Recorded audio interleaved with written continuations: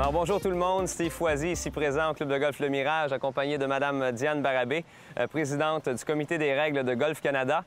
Diane, qui est native du coin de Latuc et qui a grandi et qui a parfait son golf au Club de golf Grand Bay Minor. Et compté de 2019, quelques règlements de golf qui seront modernisés, si on veut. Est-ce que tu peux élaborer un petit peu sur les raisons de ces nouveaux règlements-là, puis l'effet que ça aura au sein des clubs de golf au Québec? Oui, parfait. Effectivement, le projet de modernisation des règles, des nouvelles règles du golf qui vont entrer en vigueur à partir du 1er janvier 2019, c'est un travail de longue haleine. En fait, la USGA et la R&A ont commencé ce travail-là. C'est un comité conjoint. En anglais, on appelle le Joint Rules Committee. On a un représentant de Golf Canada qui était mon prédécesseur, Dale Jackson, qui a travaillé sur ce comité.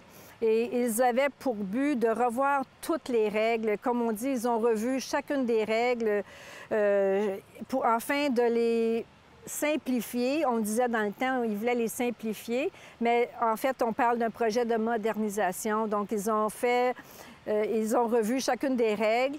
On est passé de 34 à 24. Le langage est plus simple.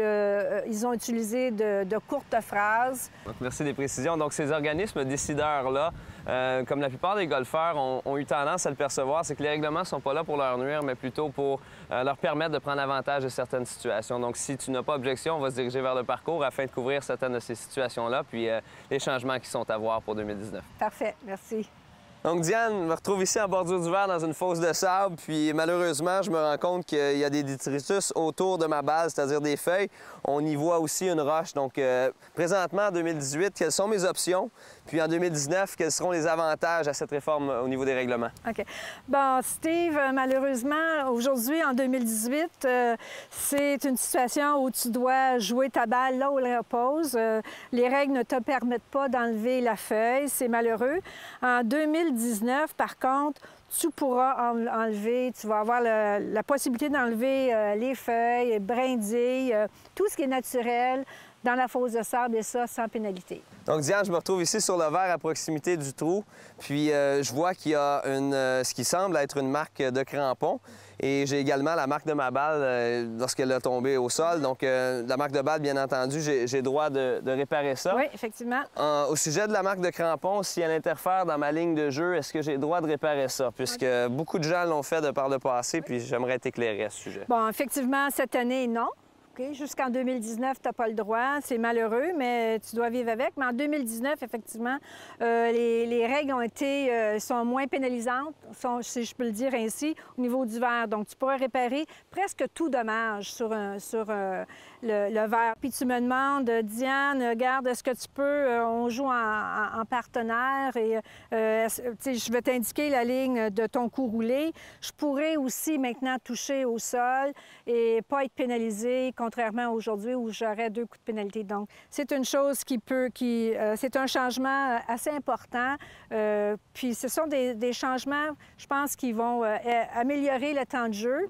Donc, au lieu que quelqu'un qui est loin puis qui veulent... on court toujours pour aller enlever le drapeau, puis là, on revient, puis on replace. Puis souvent, les gens sont là, c'est à qui le tour? Donc là, tu peux choisir de le laisser. Si ta balle frappe le drapeau, pas de pénalité. Si moi, je suis en train de prendre en charge le drapeau pour toi, la même chose, si ta balle me frappe, c'est accidentel, il n'y a pas de pénalité.